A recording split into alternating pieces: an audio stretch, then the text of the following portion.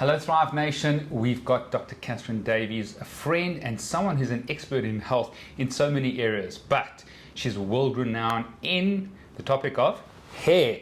And we're going to talk about my hair, which is almost non-existent, but welcome to the show. Thank you so much. So Cool. First of all, your hair is fantastic. It looks thick. It looks like you've just shaved it. Tell me about consistent shaving, because I've been doing it now for 20 years. And look, the main reason that I do it is Helen, my wife of 22 years, prefers it shaved. Otherwise, I get the Jackson sort of 5 look.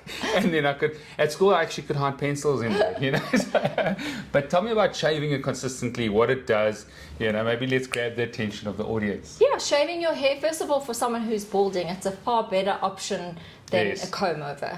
Okay. Talking about males now, because those strategic hairstyles are very aging. So you're not shaving because of hair loss, but if you do shave and you're happy, that's the best way to deal with hair loss. Okay. You shaving like you do when you've got healthy hair just makes it thicker and stronger and keeps it in good condition. So brilliant. But if I do grow it out, because it's been 20 years of shaving, it could be, because it was very thick and very coarse.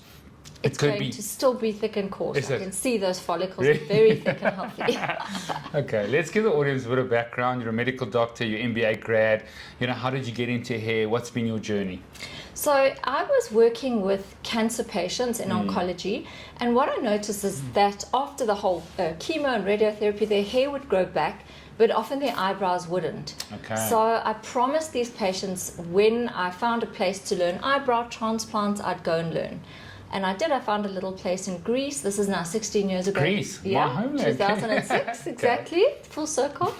And I went to study the eyebrow transplants, which weren't actually that great. But when I was there, I saw men having hair transplants. And I phoned my husband and he said, "What now?" He's doing a million things. And I said, "I'm staying to learn this because this is a fantastic new technique." And I started my hair journey and never looked back. Okay, so it started from then. And then how did you progress, or what did you do exactly? And maybe you want to tell the audience and the viewers how and what hair means to you. So that was a purely surgical procedure. When a male has genetic hair loss and nice thick hair at the back, and basically you're just surgically taking it from one place to the other. Okay. So I started doing that, and then suddenly realized how popular the procedure was. Okay. Ended up closing my GP practice, but at the same time I had hundreds of other patients who couldn't have hair transplants for various reasons, who also came to see me for hair loss. Okay. So by default ended up learning all about hair loss, learning from and referring to the top dermatologists in the country, all the integrative doctors, because it's also linked. Brilliant. But tell us about hair, how it affects the psyche of patients and just the emotional sort of well-being of people. Why are people so concerned about hair loss? And also females. I mean, from what I've seen in my practice after 23 years, women are losing a lot more hair as well. So tell us about the emotional, psychological aspects. So I think that's been my biggest learning curve, dealing with hair loss over these past 16 years, is the effect it can have on people, especially women.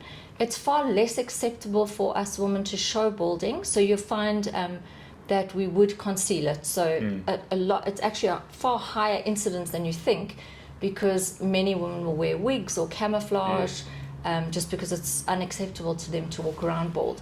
And it's really distressing. Often causes depression. I've admitted suicidal patients for hair loss. Sure. It really affects their psyche, but it also affects men. And it's such a diverse range of men who are affected by hair loss. You'd think your type A or your model type or gay men, but it's men, especially more recently. I've had a family of game rangers who come to my practice with no shoes on, but they're very affected by hair loss, and they're in no way vain or taking selfies all day. It just seems to be intricately linked to our self-perception. Really? Maybe unpack that a bit more, because I think that's important for people to understand. Why is it so linked? I think we need a huge study on it, but even if you go back in history, the wreaths that Julius Caesar used to wear and the brushed forward hairstyle was actually concealing his baldness. And you'll see that in a whole lot of Roman statues. So, even in the days where there weren't even photographs, people were somehow affected by hair, and you always picture a lion with its mane, and you know, there's just something in So hair. hair symbolizes what? Health or sort of longevity or vitality? Definitely in selection of, or, you know, just to get very basic, in selection of a sexual partner. Okay. Hair is very sensual and sexual, and it's virility in a male. So I think it's very important just from a basic instinct, but also just looking in the mirror, perceiving yourself as aging. Just when you know, I'm involved in aesthetics as well. So when you look at a human face, the human eye sees the face in thirds, and the minute one of those thirds is off, it sees it either as aging, or, you know, if you have a particularly long lower face, it's perceived as not beautiful. Okay. You know, conventionally. Correct. The same as a high hairline. Okay. If it's more than a third up, Yes. then it's perceived as aging. Okay. Look how low my hairline It's unfair. But listen, will that start receding? I mean, because my dad's hair is very thick. You know, my grandfather was 76 and he was still having his hair cut once a month. Big, thick, but his hairline was receding. My dad's has receded a little bit. So do you think it'll start receding? Because, I mean, it's been like that for the last 20 years. If I had to put money on it, I'd say no.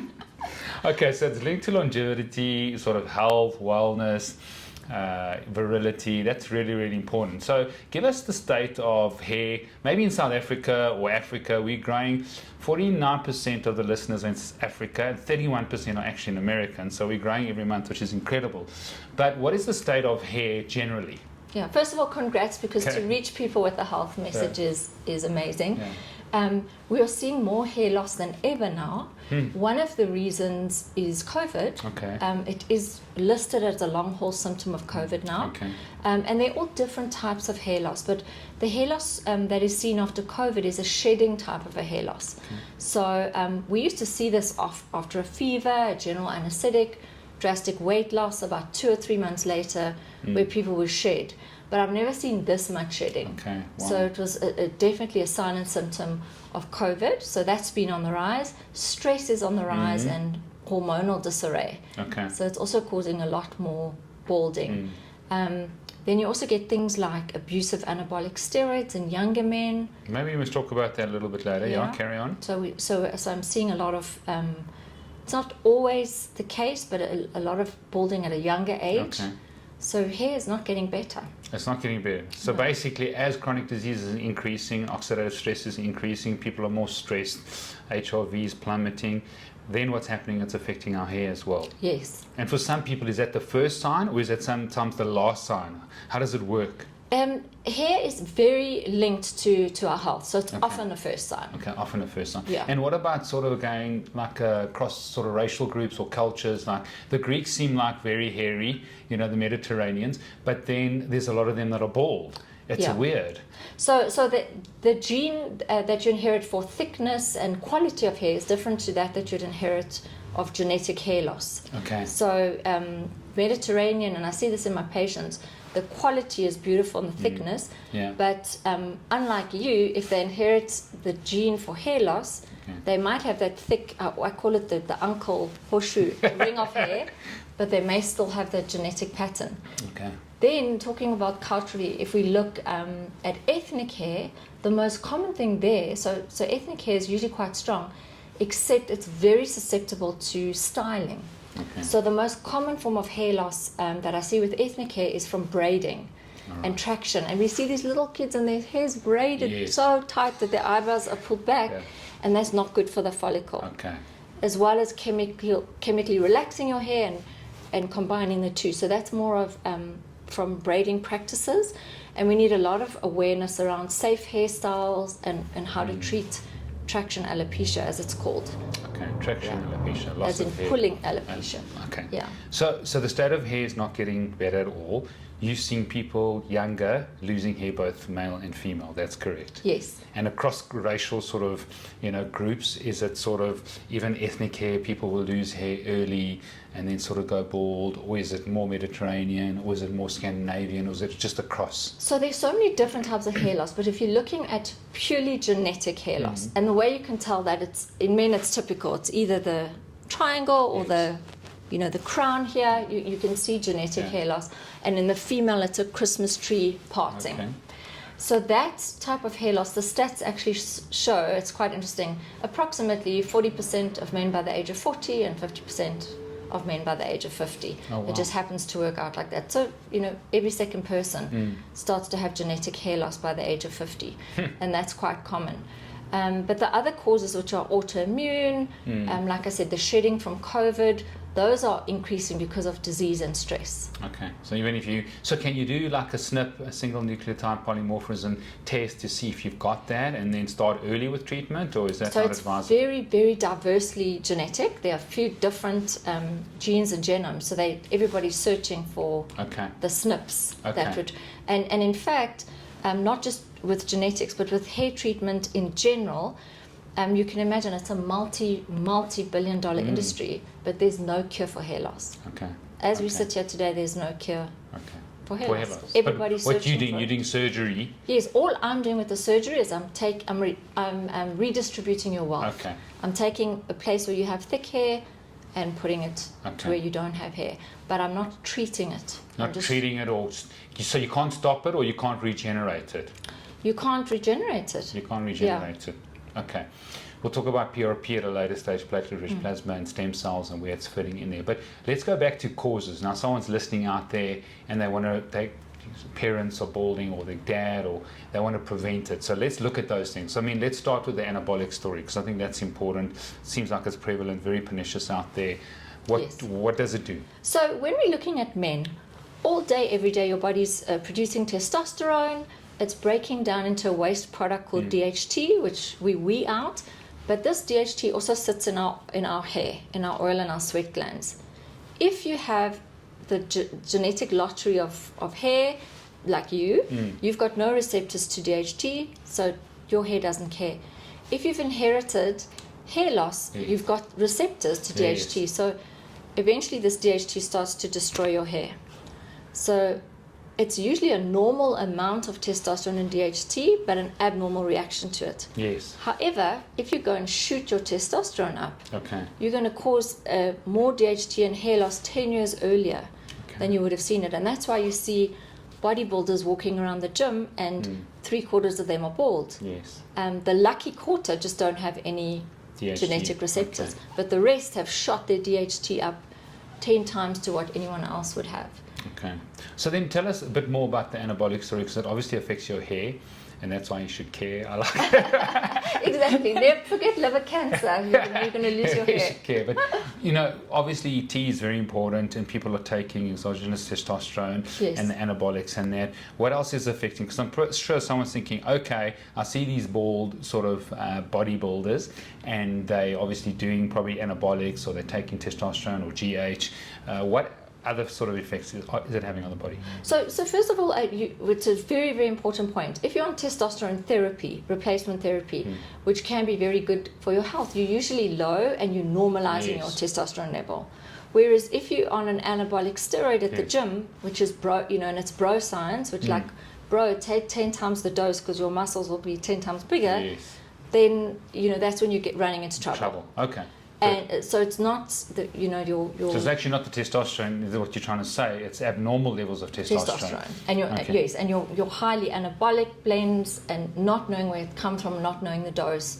Okay. Not testing if you're 10 times the normal level, or just rectifying your own level, which can be very beneficial. And if you've got low testosterone, does that affect balding? Apparently, it can in the studies. But it's usually, in theory, we see it with high testosterone. Oh, so high testosterone. Okay, interesting. So what other parts of the body do these anabolics affect? So definitely the liver. Okay. We also, just looks-wise, which is usually what bothers the young guys the most. We see severe cystic acne. Okay. What happens as well is if the testosterone is too high, sometimes it's actually pushed into a female conversion pathway. So their estrogen paradoxically increases and they get breast growth and gynecomastia. Yes. So that's another anomaly you often see walking around the gym. And I've had a lot of patients now males get breast cancer. Is that on the increase because of sort of hormonal dysregulation in that, or what's happening? Definitely. So not just from anabolic steroids, but from from substances that mimic estrogen that are found in our water pipes, plastic water bottles, toxins. So that's on the rise. So that's so the xenoestrogens out there in the water and that type of stuff are causing that conversion, increasing estrogen, and then they're getting breast cancer. Absolutely. Our fat cells love to store those toxins, and if you have fat cells in the breast area, it's a perfect place to store them. Okay. So the fatter you are in the breast area, the more chance you're going to get breast cancer, is that right? Yes. Okay, wow. All right, so let's look at other causes. Anabolics is one. What other things cause balding? So the most common thing is your genetic predisposition. So as a male, you can inherit it from your father's side of the family, but it's more commonly inherited from your mother's male relatives. So as a male, you look to your uncle or grandfather on your mother's side, and that's usually what you inherit. But you can have a case where two brothers will inherit that, and then the other brother will inherit from the father's side. Okay, so but it's weighted towards that. So genetics is everything. Stress is very, very important, and really can accelerate hair loss at a younger age, and graying, as we know. So what about graying in terms of, because my hair, I like to grow it out, it's quite grey. Is there a genetic component to that? So there's a genetic component that predicts the timing that you go grey, but there's certain things that can bring it on earlier. Okay. And people are working on certain things that delay it. Okay. But things like a vitamin B12 deficiency would cause you to grey earlier. Okay. Definitely stress. Okay.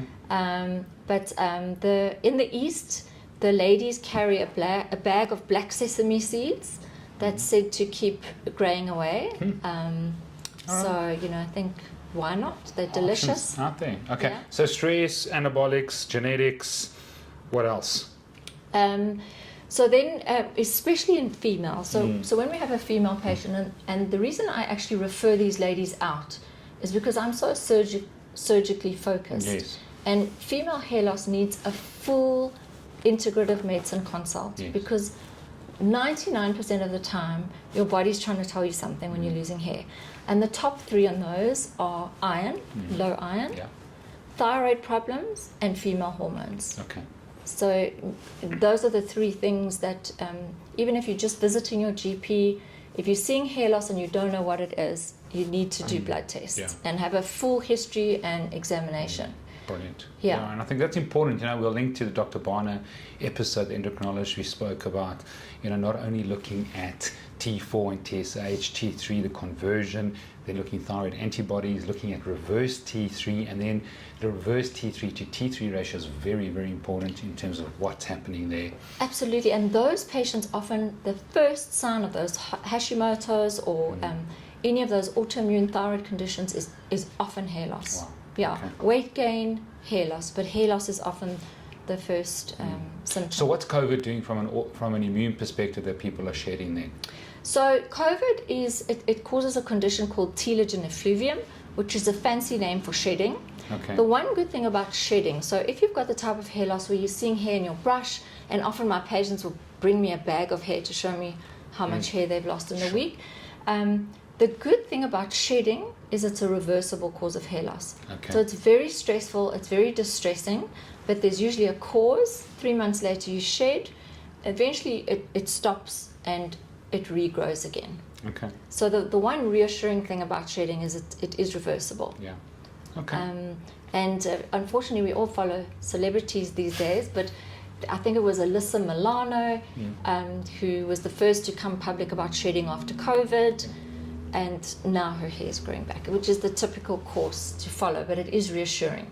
Okay, so looking at going to a functional medicine doctor, doing some full labs, checking it out, maybe checking, even men looking at your estrogen levels because it can be converted in the wrong direction. Just going to someone who really knows hormonal profiles, looking at iron, ferritin, those type of things, very, very important. Absolutely. And then another thing that we haven't touched on is, and this is really helps for everything, is shooting your insulin is not great for hair. Okay. So someone with, for example, polycystic ovaries in a lady will often cause hair loss because it's a strong link to insulin, and that's where stories of eating too much sugar or popcorn leading to hair loss are not necessarily, they're a little bit of housewives' tales. Yes. But once you start getting your insulin under control, it will be a lot better for hair.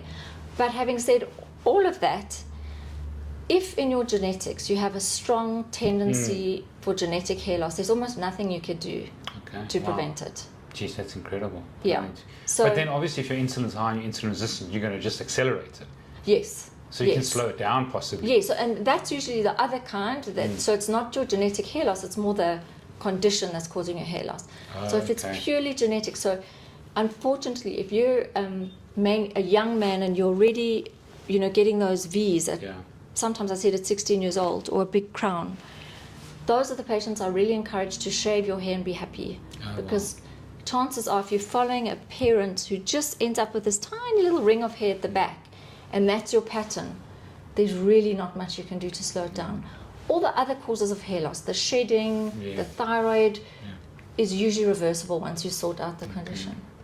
Okay, so those are all the causes, not really any other causes as we know it. Yeah, well, there are. So it's a little bit like trying to mention all the causes of skin conditions, because then there are a whole lot of what I call referred to dermatology hair losses. So there's your autoimmune alopecia areata, and that's when you see when people can lose every hair on their body, or it can just be little coins. And there are also a whole lot of scarring types of alopecia, which just means hair loss. So anything unusual, you need to go to a dermatologist, you need a biopsy, because they're often scarring, they're often inflammatory, and they need to, first of all, stop any further loss, and then often treat it on proper medication. Okay. Yeah. Tell us about maybe sun. I mean, we at Made to Thrive here, how important the sun is in the right dose. UV is balanced out by infrared and red. I was speaking to a patient today and they said, oh, look at my face and it's all like damage on the sun. It's the sun. And I said, it is the sun, but it's because your window cuts off your infrared and your red, which is 42%. So now you're just getting UV. UV on its own is really damaging. But tell us what the sun does to hair. What's the research? What does it say about? So in small doses, it's always good, and vitamin D levels of at least 70, with how we measure in South Africa, is very important for hair growth. Okay. So most of us are vitamin D deficient, as you know. So that is, nutritional factors are very, very important for hair growth. But as we thin, because the scalp is 90 degrees getting sun all day, every day, one of the first signs or symptoms I see of hair loss is actually skin conditions on the scalp. Okay. So before we even transplant, I'm checking that scalp for sun damage and lesions, and we often find them. Okay. So hair is actually protective. So you've got to be careful, basically, if you are balding, making sure that you have good sort of sun care, build up a soda callus or wear a hat or something like that. Okay. And I mean, men don't like putting sunblock on your head, but there are these powdered sunblocks. And I do believe that you need to get some sunlight, some vitamin D, but it's a very dangerous area to get it, the same as your ears and directly into the sun on the top of your scalp. Yeah.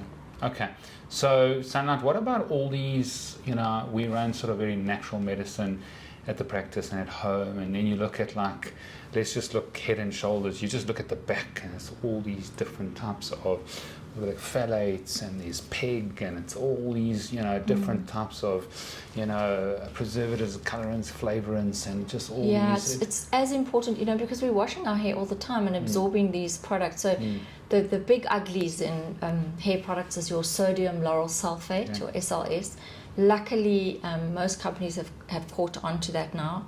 Triclosan, which is actually banned. Yes. And your phthalates, like you mentioned, as in skin products. But I mean, aren't they still on the shelf in some South African products? Yes, some of them are. Okay. So you really need to seek out. So what are the big ones? Your sodium lauryl sulfate. So SLS, and often a product will say SLS free. Okay. Phthalates. Yes. But what about parabens? Isn't there? And parabens, yes, definitely, especially in conditioners. Okay. That you need to avoid. So do you tell your patients this to make sure that because all these beauty products have a lot of these things in? Yeah. So you have specific brands at us, or they're not necessarily expensive brands that are pure, but there are quite a few good pure brands, and because you're washing your hair often, it's very important to avoid those. So someone like my scalp like this, and you want to do you moisturize it? Like I just use a natural medicine like shampoo. I don't condition. Are you supposed to moisturize even if you're going bald? Are you supposed to treat it with different things? So only if so your scalp it should be self-treating, but our climate's wrong. Sometimes our skin is not in good nick. So if your scalp's not milky white when you scratch it, or if it's very flaky, then you need to start looking at special products to care for your scalp. But if you've obviously got very good skin, that olive skin, it self-moisturizes, and your scalp's in good condition, that's great. Okay. If you're red, flaky, itchy, that's not normal. Okay. You need so what to about treat flaky it. and cradle cap and all this dandruff? What's that story? So there's a funny little bug that lives in our scalp, and it's got a weird name called Malassezia. Yeah, and that's responsible for dandruff, but also just for dryness and itching. So I find there's a product, the actual active ingredient in it is called ketoconazole, and they used to unfortunately mix it with all those nasties, but now they make pretty pure ketoconazole. And if you have any of those conditions and you use ketoconazole once a week, and it's like a 60 Rand shampoo, it keeps that Malassezia under control, and it helps a lot, and it actually can stimulate growth in a lot of trials. So where do people get it? From you? From Dischem. Oh, from Dischem. Yeah. So or any pharmacy. Does it have a name, or is it just? So ketoconazole is the generic name, Yes. and then there's some brands, Niz, Cares, Okay. and they've recently taken it off the market and put it back purified without the SLS in. Brilliant. Yeah, but the important thing when you're using ketoconazole is you need to give it a bit of time to work. So you foam it onto your scalp or onto your hair, and just do something for 2 or 3 minutes, and it eats away at all those dead skin cells, the Malassezia that lives there. So if you've got dandruff or even just red patches, it's really a way to start. If it's something more serious than that, like your psoriasis or severe eczema, you're going to need to go and get proper treatment. Brilliant. Okay, so let's look at treatments now. Let's go from the natural medicine perspective, because we looked at a lot of the causes. Supplementations or preventing the conversion hormonally in your body. What can people do from a natural medicine perspective? Perfect. I'm glad you asked about natural, because obviously testosterone converting to DHT is a process that's going on in your body all the time. So to block that with something chemical, there are definitely a lot of side effects. Yes. But there are some lovely natural products that block that process partially. Yeah. So it definitely can delay balding. So a few of those are something like saw palmetto, beta cytosterol, pumpkin seeds, All right.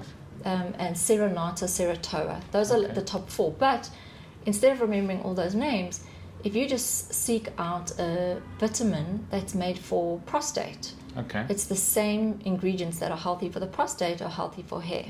Oh, wow. So tell us about the link then. Because the prostate and that condition where the prostate enlarges, benign prostatic hypertrophy, is also a DHT-dependent process. So before they started studying hair, for prostate and prostate health, all these substances that block DHT, the natural ones, have been studied. Okay. So saw palmetto, in case someone doesn't know, or do they just go to Disney, or they go to a functional medicine doc? Said saw palmetto, beta cytosterol, Serenata ceratoa, pumpkin seed, and then one that's actually very popular is nettle root, which is a great substance also involving hair. Okay. So if someone's seen their dad or parents or started seeing, they can start taking this prophylactically? Yes. Okay. Yeah. Brilliant. And then what does it mean that if you're balding, you've got an increased chance because of the DHT receptors that you're going to have prostate problems? I'm not sure that there are some studies that show that. But it's not. It's not conclusive. Yeah. All right. But it seems like if it's the same receptor, there's a chance if that helps your hair and helps your prostate. Helps your prostate, exactly. Then maybe there's a link there. Sure. Just to touch on the ones that are available pharmaceutically, they are strong substances, also originally designed to protect the prostate, that strongly block testosterone from going to DHT, and the generic name would be finasteride or dutasteride. and they are used by, I'd say, millions of men around the world. Okay. But one of the biggest side effects we see is a loss of libido. All right. Which tells me that DHT has a function. Yeah. You know, we used to say it's a waste product, but clearly these men are having side effects and it performs a function. So I always think of it, because I have a son and he's 16, you know, if it was my son, would I want him to be on a chemical that affects his hormones for his hair? And the answer is no. Okay. I'd definitely go the natural route. Okay, brilliant. So let's go to the pharmaceuticals. You mentioned them. When do people start them? And, you know, I think, is it important that they try the natural first? How long do they try the natural first before they go to the pharmaceuticals? So if you've got genetic hair loss and you've got, you know, you sort of know the parent you're following and you know this is my destiny, you've got to be on them for life. Because all day, every day, that DHT is going to be blocking the receptors. So they're healthy vitamins. You can start them from the age that the parent you're following started hair loss or when you first notice. So you can be on that. I very rarely prescribe the pharmaceutical ones these days because of the side effects that I see and have seen. So does it really affect your libido, like, significantly? Yeah. So it, like, kills your libido? Some your people it's erections, just slightly. Okay. And some people, it's more sex drive than erectile dysfunction. Some people it really affects dramatically. Okay. But my worry is that's only one, that's a symptom that they can describe and we're seeing. So my worry is, and because you have to be on this now for life or for as long as you want hair, I'm not comfortable as a doctor to prescribe that often. I will prescribe it if someone says they've been on it, they're happy on it, they're having no side effects, sure, then you can do continue on it. Okay. Yeah. Or if someone's weighed up that decision, they've read all the research, they've decided that their hair is more important and they're willing to give it a try, then I'm not anti it. Yes. I just prefer the natural route.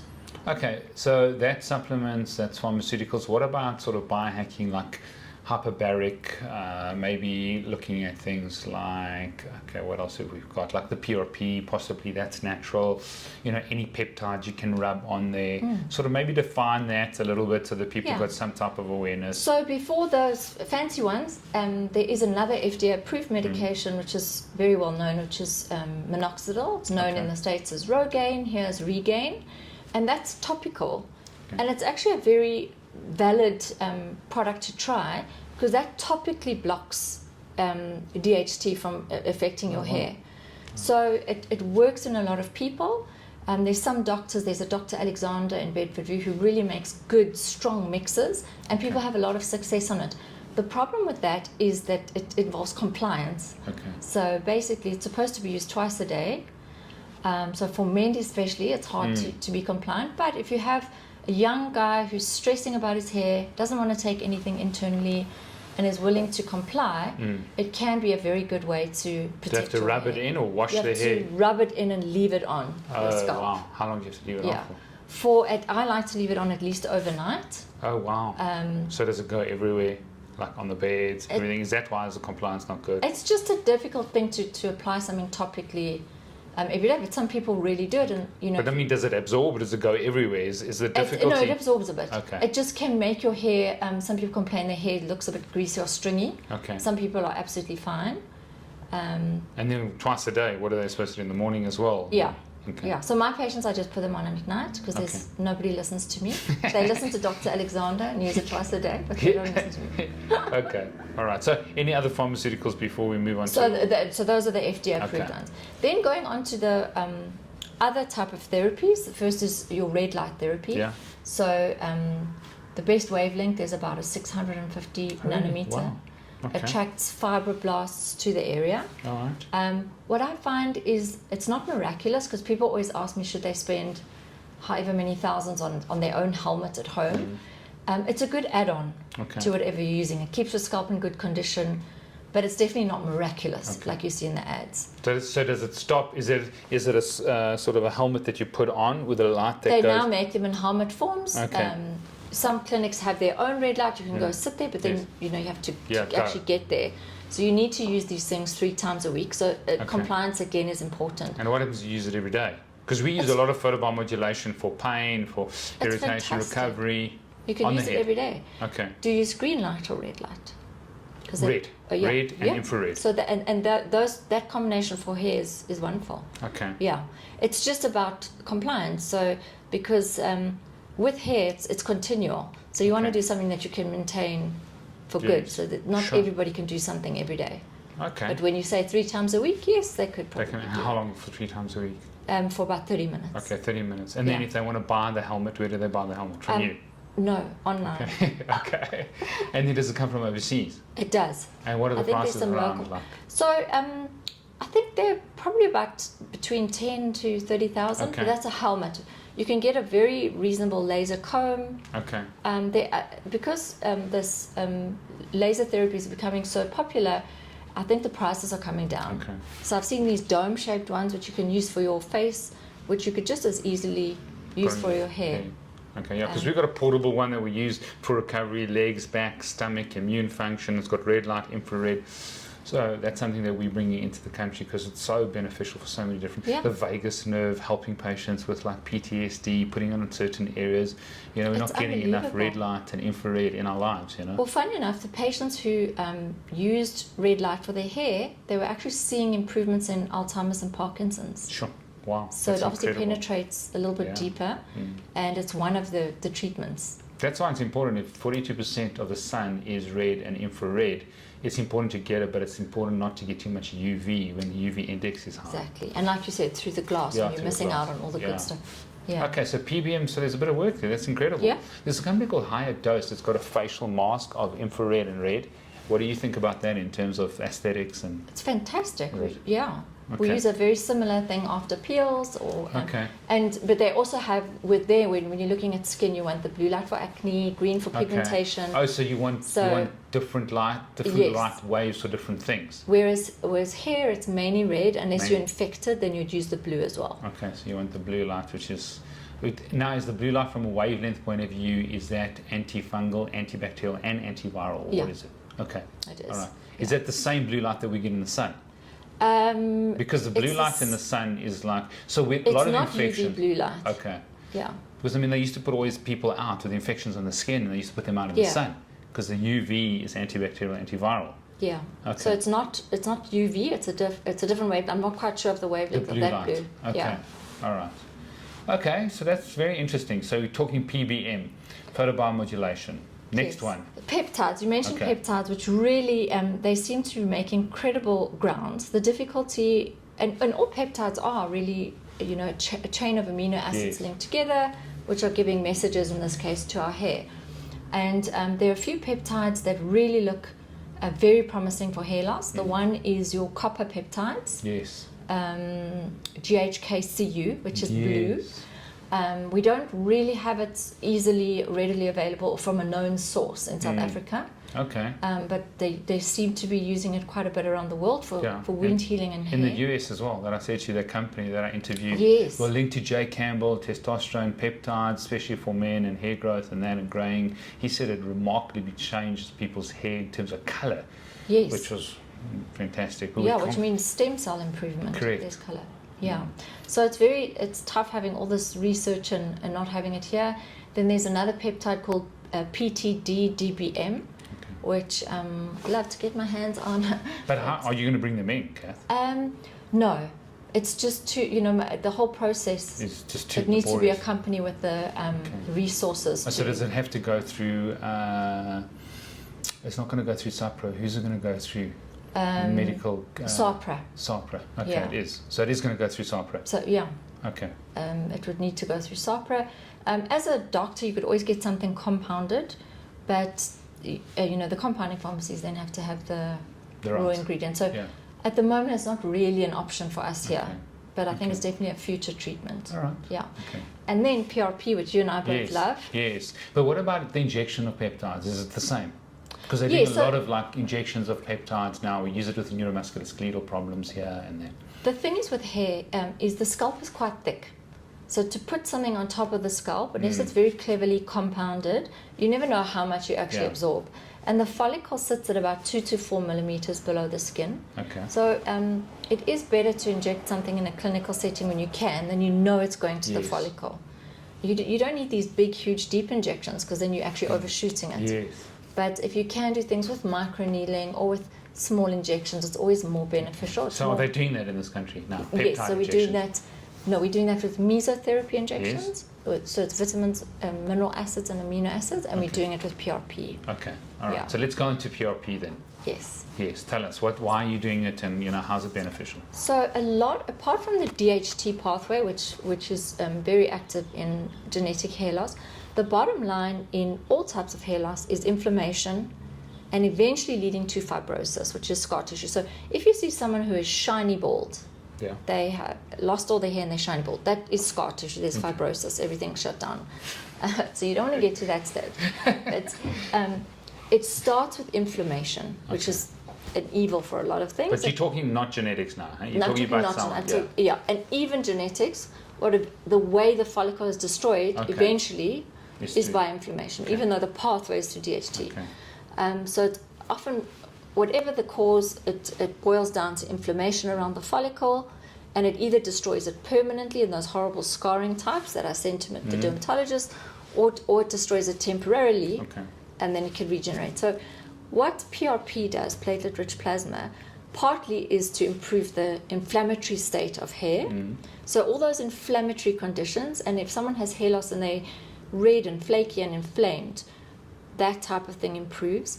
And then another big thing for hair loss, and you'll see this in probably with your granny and all the traditional things, it's all about blood supply and circulation. So all the traditions, Indian traditions, Greek, where these cultures have these beautiful hair, they massage the hair with oils from early on, and that's about stimulating blood flow. So in this wonderful plasma, and I'm sure you've spoken on the podcast about it before, but basically when we take the plasma from our blood, there are about 64 growth factors that are hair related. But the one that's the most important to me when I treat hair is VEGF. So it's vascular endothelial derived growth factor, and that stimulates all the new blood vessels and stops that fibrosis, stops everything from shutting down. So you actually, when you do these little injections into someone's scalp with PRP, the whole scalp actually goes nice and red. Okay. And that's the VEGF opening up all these new little blood vessels. So, I mean, I have a friend who has this beautiful long blonde hair, and she comes for PRP to just get even more beautiful long blonde hair, really? just because it opens up her blood, nourishes everything. Okay. And then I have others with desperate conditions that Yes. come to just get a bit of a boost. But like I said before, there's nothing miraculous and no cure really. So we see a boost, we see it helping, but it's not. But a if you do the permanent PRP, cure. does it not regenerate the hair, and sometimes then you can maintain it at a certain level, or is Yes, that and not those are possible? the people you see on my advert. So sometimes yes, but if it's a very strong genetic link, Okay. then we hold it for a while, And but then, eventually the genes catch up. okay. If it's something that happened and you get that shedding for COVID, we rebuild the hair up with PRP, it stays beautifully because that event is over.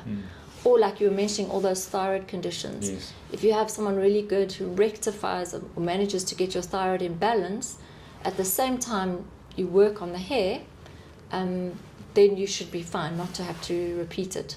Okay. So peptides, platelet-rich plasma, injections, mesotherapy, which is basically what your amino acids, minerals, And vitamins. okay, vitamins, okay. And has that been going on for a long time? 'Cause Yes, yes. So I always use the analogy of looking at a racehorse. If it's well fed, it's got this beautiful shiny coat.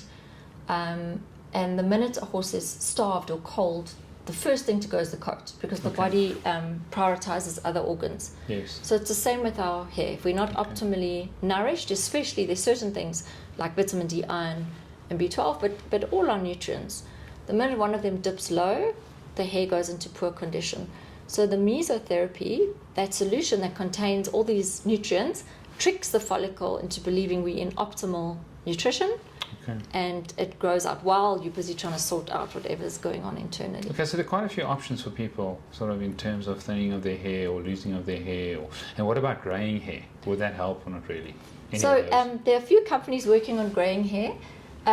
What happens basically is our melanocytes, which are pigment cells in the hair, creates color. But at the same time, all day we're producing hydrogen peroxide as a waste. And as you know, if you drop hydrogen peroxide on your clothes, it's going to Yes. bleach it. So that would usually bleach hair. But when we're young and have lovely hair color, we've got this little enzyme called catalase, which is fighting off the hydrogen peroxide. So we keep our color. when we get older, our melanocytes get a bit slack. The catalase isn't breaking down the hydrogen peroxide anymore, and eventually it just gives up. So the hair becomes bleached. Okay. So every company, as well as working on hair loss, is now working on how do we reboot that catalase enzyme. Okay. So I think, and I know L'Oreal's working on something. Okay. So I think in future there may be product that I think once you've gone grey, it's hard to reverse, although it is possible, like you said, with some peptides, some stem cells, but most of them will be to prevent greying, the products. Good. We actually haven't spoken about stem cells. What is happening overseas with the injection of stem cells, and is it lipoaspirate, is it bone marrow, or is it sort of exogenous? Tell us a little bit about the story, and also South Africa, are they doing it? Yeah, so stem cells, in fact, I was involved in some very early trials about 6 years ago with using fat, and it was a very expensive and tedious process, and had about the same results as PRP. Okay. But I think things are, improved a lot as far as stem cells go. And what you actually mentioned to me the other day is now looking more at exosomes. Yes. So instead of the stem cell itself, taking the little RNA messenger cell and finding out which ones are important to hair. And once again, there's not much availability for us here, but there does seem to be some great research on exosomes in hair loss. Okay, so that's where so it's difficult to get stem cells injected in this country for hair. Yeah. Okay, it's difficult there. So you'd have to go to the US, or they're going to Mexico or Nicaragua, or they're going to a lot of those places there. Yeah. Okay, brilliant. Okay, so let's talk about oxidative therapies, because they have their role, like the process of hormesis, which is a little bit of stress. What doesn't kill you makes you stronger. So HBOT, I know that you got one recently, and your ozone, we do a lot of ozone injections, works exceptionally well.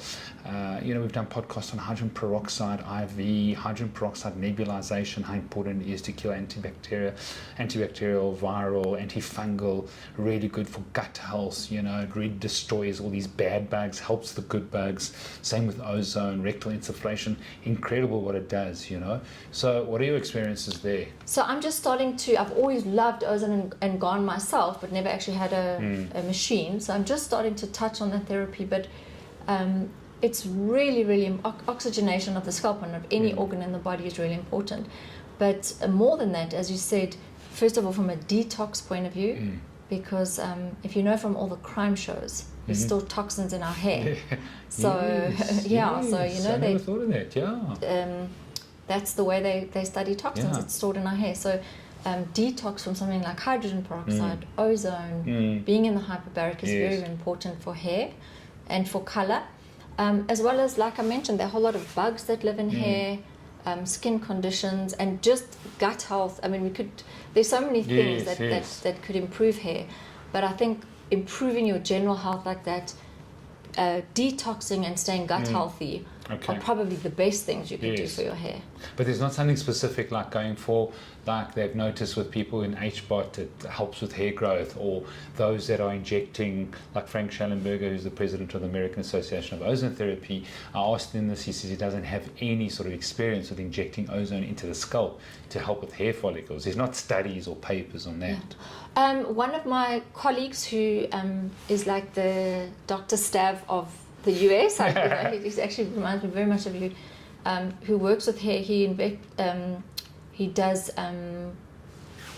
what's the anesthetic with a P for Procaine. Procaine, because it's a vasodilator with ozone for hair loss, and he definitely says he sees color change. You're joking. And quite a bit of stimulation. You're joking. Yeah. Wow. Okay, we're going to try that. Yeah. Procaine's actually been compounded in this country now. Is it? Because that was the whole thing. Most of the anesthetics we use, and even in hair transplants, we're wanting vasoconstriction because we don't want the patient to bleed. Yeah. Whereas if you're doing a treatment, correct. That combination, it sounds amazing, but I don't have personal experience with it. Okay. And he has seen color change.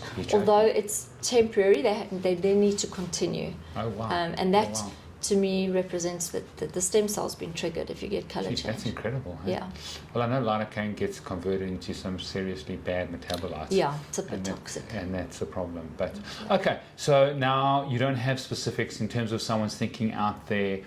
VEGF, vascular endothelial derived growth factor, very interesting. Exercise, some exercises, compression exercises release that as well. Yes. Called blood flow modification exercises. And there are a whole lot of on YouTube or TikTok, wherever you want to look, scalp exercises of how people actually have a mobile scalp and move their scalp to stimulate blood flow. Okay, tell us about those exercises. Oh no, I don't know those exercises. I just.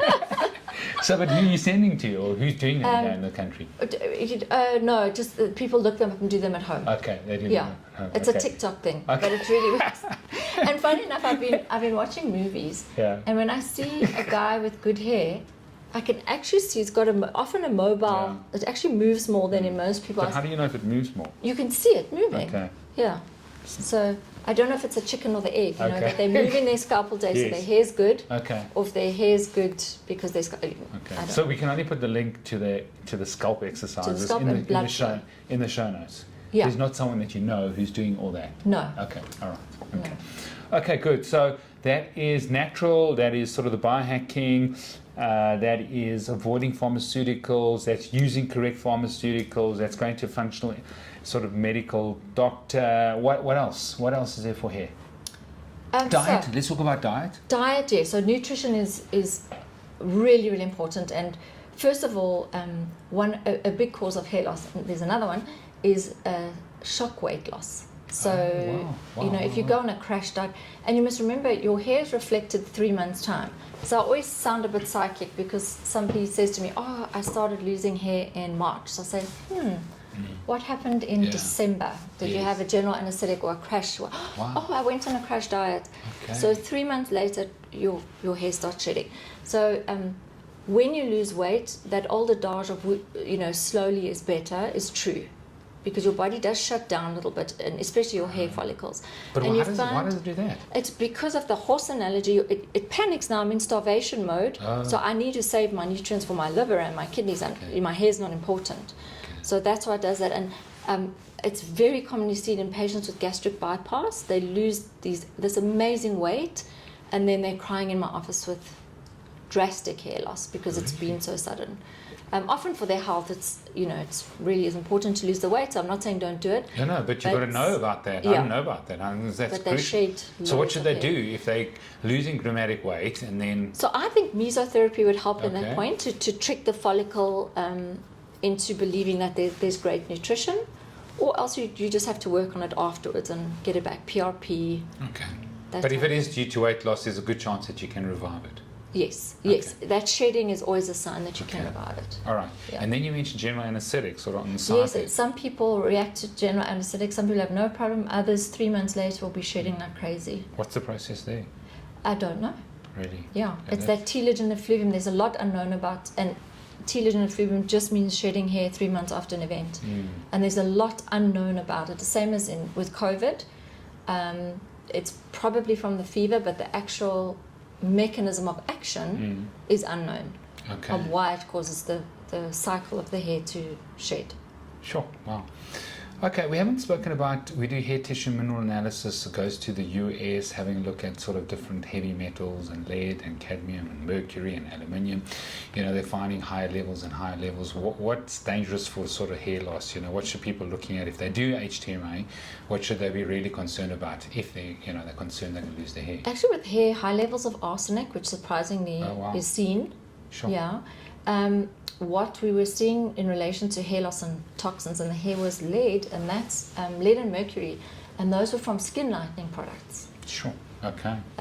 So bleaching, like bleach and all skin that. Yeah. Okay. And the things with skin lightening products is you have to be so careful because it's something once again you're using every day, and it's over a large surface area of your body. So you've got to know what is in there. First of all, just being ethical of advertising skin lightening these days isn't that ethical, but people do it anyway. Yeah. So if you're going to do it, just make sure you're not using something that's got mercury and lead, or your hair's the last of your worries actually. Then. All right, so the heavy metals like those can really make a big difference. So do you send patients for like a hair tissue mineral analysis? Is that good if they see a functional doctor to do that and then try and Definitely. detox from it? And Definitely, it's good for everything. okay. Yeah. What about sauna, in terms of detox? Do you find it helps hair and getting sort of like the head to sweat? Is sweating of the head a good thing for hair? Sweating is a good thing if you wash the sweat off. Okay. Because that DHT sits in sweat and oil Okay. glands. So that also the housewives thing of wearing a cap, it's not really, doesn't cause hair loss. But if you're sitting with oily scalp and a cap and letting that DHT Yeah. sit all day, Okay. it's not great. But a cap does not cause hair loss, it's your Okay. genetics. Yes, but if it's not genetics, then wearing a cap, because then your hair can't breathe. And then how many people wash their caps? Not many. David, yuck. I mean, if you think about it, Yeah, it's true. my son's been wearing this nice sort of cap for a long time. The first time I thought about it, when last did it get washed? Yeah, no, that's true. Yeah, So it and can then be you're a bit playing grubby. tennis, and then it's got all this stuff inside, and you're obviously sweating all this bacteria out that you're supposed to get rid of. Yeah, no, I You think know? it's a good idea to wash a cap. Okay, Dr. Kathy, anything else? Yes, you haven't spoken about what I do. Okay. Yeah, let's talk about what you do, because we're speaking about hair loss. Yes, we're speaking about all Yeah. those things, but let's talk about the surgery. So very basically, and we were chatting before this, that most people aren't actually eligible for hair transplant surgery. Okay. We don't usually transplant women because there's usually something underlying that they need to Okay. sort out. But in certain men, and those are men who have this nice thick donor hair, which is usually, I call it the uncle hair or the Joshua door, that horseshoe ring of hair. If that remains thick but you lose elsewhere, we can take hair from there and transplant it to an area where you need it, and it will grow. It takes a full year to actually take and grow, but then it's there for good. Because this hair that we use, only from that one specific area, never has a receptor to DHT. So as long as we take it from the Joshua door area, Okay. no matter where we put it, it will eventually take, grow, and be there for good. Wow, Yeah. that's incredible. So that's the whole principle behind the hair surgery. It's unfortunately not for everyone. Okay, how come? Because not everyone has that thick, strong donor area. Most okay. women don't have it. What about getting donor hair? You reject it, unfortunately. Really? Yeah. Every time? Only an identical twin can donate Only- to an identical You're twin. joking. Yeah. So they can't get donor hair, like Yeah. they can get a donor organ. No, but remember what immunosuppressives people are on when they get a donor organ. Yeah. You wouldn't want to take that for hair. Okay. So maybe if you took immunosuppressives, but I But don't that's think so. another Yeah. level. Yeah. But I do always see when, they're doing these amazing face transplants, I do always see that the scalp grows as well. So maybe one day we'll have a whole scalp transplant. I don't know. That's incredible. Hey? Yeah. Wow. Okay, so you're doing that, not everybody, but if someone wants to do surgery, so they contact you, or do they have to go through someone else and do all the functional medicine first, or do they can come straight to you? So the only case where they'd come straight to me is if it's a clear case of genetic hair loss. Okay. You've got this nice thick hair at the back in one area that you want to fix. Otherwise, because it's such a sign and symptom of your underlying health, I really think it's a good idea just to start at your general practitioner, Okay. check up, do your bloods, make sure there's nothing going on. But then you Yeah. do the PRP, you do the mesotherapy, you do all those things because Yeah. you've been doing it for so long. Yeah, but there are a lot of people doing that, a lot of good Okay. doctors doing that. It's just at the end of the day, if you does one or two ending up for surgery, they end at me. Okay, good. Yeah. And then it's successful. They do really well, and you can transplant as much hair as you. Because does the hair keep growing on sort of the No, dominant it's area? a limited area. Oh, really? So it's triple as thick as anywhere else. So you can take up to a third in a lifetime. But after that, you're going to start thinning. Okay. You don't want to create baldness Yeah, here no, yeah. into the hair. So it's not great to do too young either, because Why? you want to assess where they're going to end up.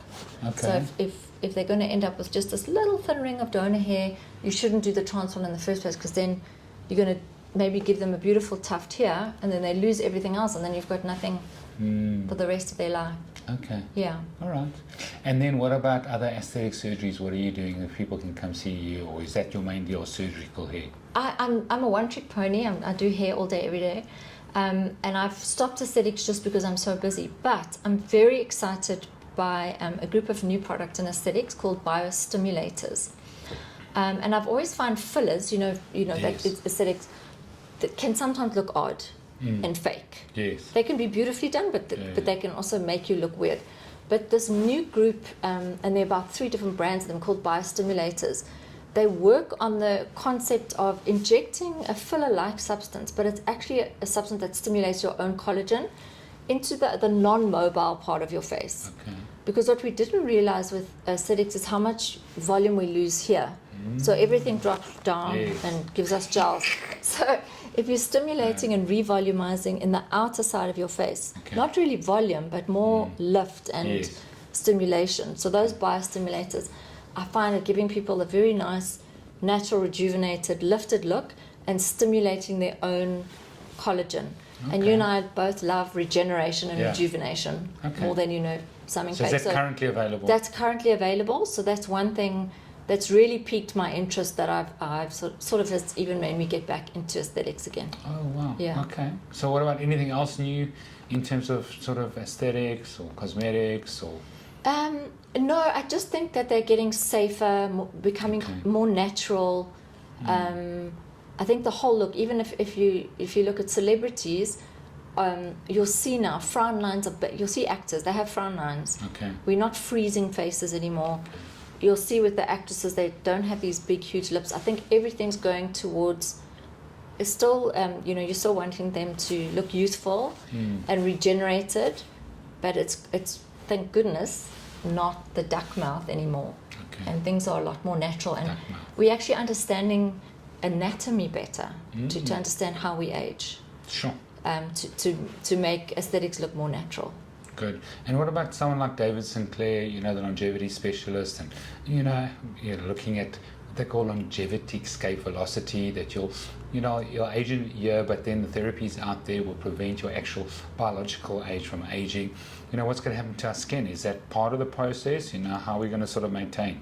Yeah, well, I hope so, because he always talks about extending years and extending health. Yeah. And I'm always for the health span. Yes, yeah. Don't give me lifespan if you can't. Sure. If my skin's going to be falling apart and my knees are breaking. So I think yes. When you look at cellular senescence and the cells that go to sleep, because skin is an organ of such high turnover, and hair, the minute you're improving senescence anywhere in your body, that's actually going to benefit the most. Okay. You're going to see it in your skin and your hair. So let's hope he's quick enough for us. It's coming, but let's hope it's quick enough, saves us, affordable for us. So things like fasting that help, with autophagy and mitophagy and those things, those should be quite helpful in terms of your skin. I mean, if you just look at liver spots on people's hands, that's totally slack autophagy, and those can actually disappear in patients with fast. I mean, that's a visible thing. Yeah, obviously, there's a whole lot going. Yes. Yeah. And also keeping your sort of inflammation levels down, like your HSCRP, your interleukin 6, 10, those things are very important from an inflammatory point of view. If you're saying a lot of these follicles are dying because of inflammation. Definitely. I mean, the better your health, the better you're going to look. That's brilliant. Yeah. Brilliant. Well, thank you so much for your time. Declare favor and blessing over you. You're amazing. I just respect you so much, because you're a person who's really cared about the individual. You want to transform people's lives. So I am quite emotional, because I think you just stand with such a reputation, and just love and appreciate you, and grateful. I know you care for patients like no other. So yeah, really, really appreciate and love you. Thank you. We're so much on the same page there. So now I'm all emotional. but thank you, and thank you for your care as well. Brilliant. And we are going to beam this out, so you need to tell people where they can find you for surgery, specifically. And hopefully, I know you've got a lot of US links. And, I see yourself going on different podcasts and telling people, how important this journey is, Thank you. Yeah. And I really feel blessed to be able to work with my patients, and to be able to do something that's so positive. It's very, very lucky to go into work and make a change that they're actually looking forward to coming to that.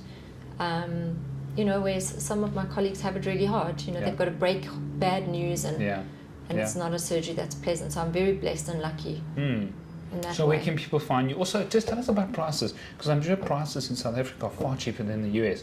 We start to get patients from Africa and all over, because of the different price differential, that it's far more affordable here.